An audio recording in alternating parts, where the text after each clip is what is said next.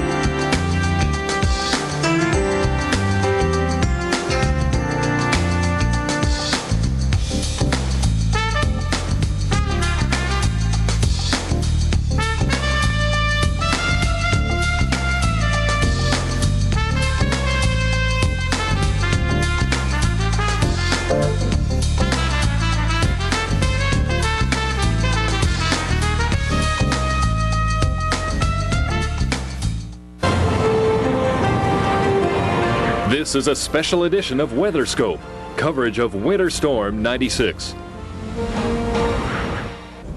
And a good day to you. We're live in the Weather Channel Forecast Center. Continue to update you on the very busy winter of 95-96, which doesn't seem to want to end. And hopefully by the time Easter rolls around, we'll be talking about more springtime weather. But you never know with the way this year is and the kind of cold air we are dealing with behind this latest storm system. With the cold air comes the snow. And we've had that in the Northeast. Let me show you how much and who's had what. As we show you the storm history, you can see the areas that have received over a foot from Binghamton and Rochester all the way through the Capital District and on around through Portland and on back across Vermont. And if you're a skier, you got to love this kind of snow, a very light, fluffy, sugary type snow, which you just can make some nice turns in, and it shouldn't make you work too hard. So you can kind of cheat a little bit. You can kind of slide through it. Anyway, I just had to get that in. Notice the temperatures continue to be cold, even this noontime hour and beyond. We're in the teens and 20s across the south. Moisture being thrown back around the low pressure into this cold air, and some upper level energy helping to squeeze out all sorts of snow shower activity here. And we continue to see the snowflakes fly like they were this morning in the Albany, New York. Let's go ahead and take you into Albany, and we'll show you what it was like there as the snow came on down. Mark Mancuso has been our man on the scene. He's reported as much as 12 to 13 new. Lots of traffic problems early this morning. Now that the road crews have gotten out a little bit, conditions are a little bit better, but this guy's giving us the thumbs up and saying, hey, I can handle it. Just bring me the spring weather in a couple of weeks. And this guy says, I'm just going to deal with it. Go cross-country skiing and enjoy the day. And you can see the light, fluffy flakes here in Albany, and the accumulations did mount up quite rapidly. As I mentioned, 12 to 13 inches of new snow in Albany, New York. All right, what happened in Boston? Now dealing with a new single-season snowfall record in Boston, close to 98 inches of new snow there, or snow totals, I should say, enough to make you put a bag over your head and not deal with the public. But Boston, it's not over yet. I really think you're going to top 100 inches easily before the year is done, and you may get that before this storm has ended. Still maybe another 1 to 3 inches before things are all said and done with this particular storm. So Boston, Albany, the Northeast, a little slow go today, but the kids have the day off from school. And that, of course, means a more exciting day for you, right, Mom and Dad? Well, maybe not. Anyway, let's go ahead and show you the radar up in the Northeast. You can see the snow still coming on down. But we are starting to see a back edge of the precipitation. That may or may not be good news. Well, the snow is ending, yes, but behind the system, as it begins to clear on out, we are getting considerable wind. And that wind is gusting 20, 30 miles an hour, so considerable blowing and drifting of the snow in west central New York right now is just going to continue to progress east as the snows begin to wind on down. Not to mention, even without the snows winding down, we still may have some bursts of snow and the wind as well. So, folks, again, the whole day today into this evening's rush hour is going to be miserable with blowing and drifting snow, and we still have a decent band of snow stretching up through New York State, Connecticut, and right up on into Maine now. I might as well just extend the whole thing up and through here because visibilities have gone down to a half mile, even a quarter of a mile at times.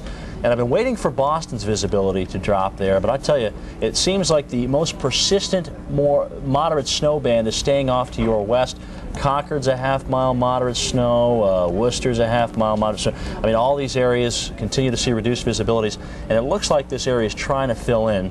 And if you're at least outside the 495 loop there, you definitely know what I'm talking about with those reduced visibilities down into Connecticut as well. Well, this isn't the whole deal, the snow, the blowing snow. We've got the cold air. Cold air, of course, advecting in behind the cold front and allowing temperatures to drop and stay dropped because the winds are very, very strong. They're just not allowing that sun, that March sun, to warm up those lower layers. So what you see is what you get. Just kind of a slow rise in temperature here.